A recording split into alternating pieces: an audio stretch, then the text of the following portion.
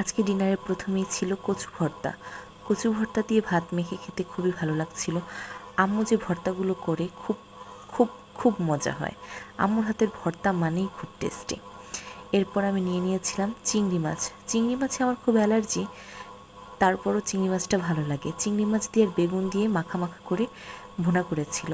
আমি চিংড়ি মাছটা খুব একটা খাই না, মাথার সাইড থেকে একটুখানি ভেঙে নিয়েছিলাম। আমার অ্যালার্জি থাকার কারণে আমি চিংড়ি মাছটা খেতে পারি না। বেগুন দিয়ে চিংড়ি মাছটা রান্না করলে খুব স্বাদের হয়, বাট বেগুন আর চিংড়ি মাছ দুটোই খুব অ্যালার্জির, সেজন্য আমার আসলে তেমন একটা খেয়ে সারতে পারি না।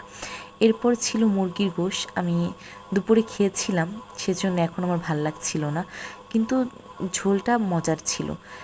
আমি মুরগির গোশের সাথে সবসময় ডাল দিয়ে খেতে ভালোবাসি।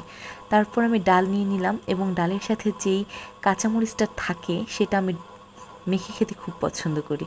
আম্মুর হাতের সব রান্নাই কেমন যেন খুব সুস্বাদু হয়। নিজে রান্না করি, কিন্তু আম্মুর হাতের রান্নার মতো এত মজার হয় না।